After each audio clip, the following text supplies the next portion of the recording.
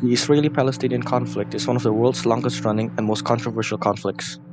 It is a conflict between two self-determination movements, the Jewish Zionist Project and the Palestinian Nationalist Project, dating all the way back to the late 19th century.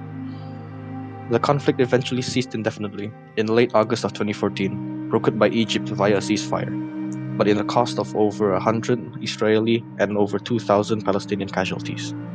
In August 2017, a deadly crackdown by Myanmar's army on Rohingya Muslims sent hundreds of thousands fleeing across the border into Bangladesh.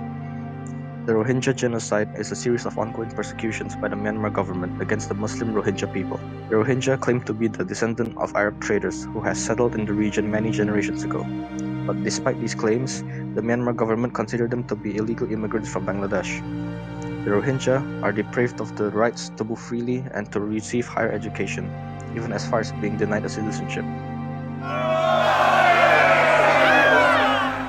Due to political agenda, to gain power or control, religious leaders such as nationalists can provoke unnecessary sentiments that implies religious traditions are closely tied to their nation, and that any kind of difference is off of harmful intentions only.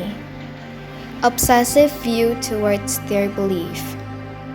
Some religion practitioners do not tolerate the people around them to practice their own religion.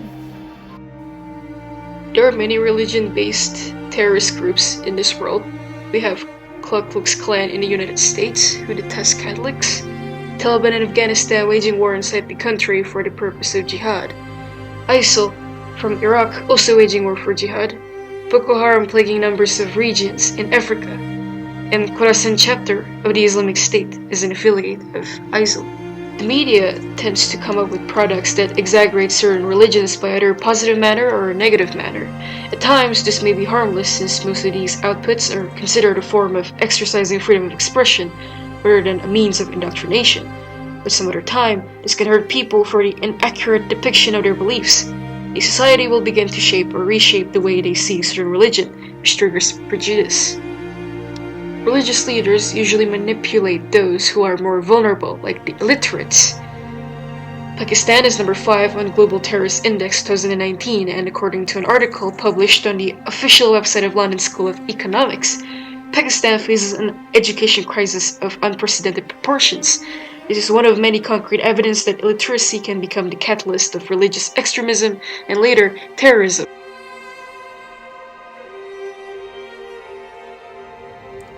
It is evident that from a religious war, there will be casualties, even if it's large or small in scale.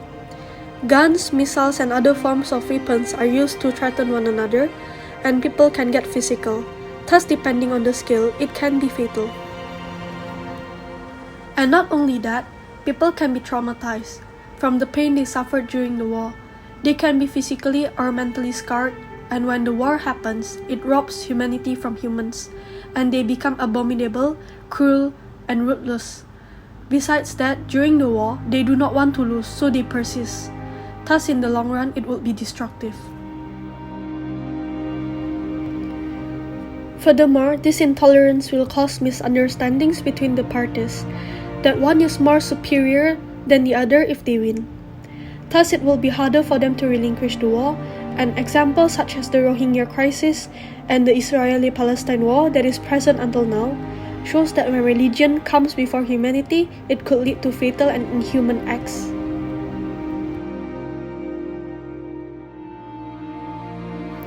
We can start by being more considerate and understanding towards each other because differences are inevitable.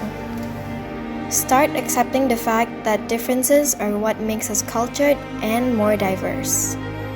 Or you can learn about others' religion, share, and talk with an open mind.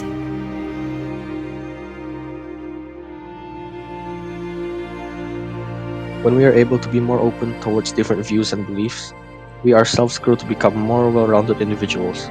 Therefore, we can understand where it originated from and hopefully adapt to each religion's way of living. Know that by learning another belief or religion does not make you less faithful to your own religion, rather broaden your view towards humanity.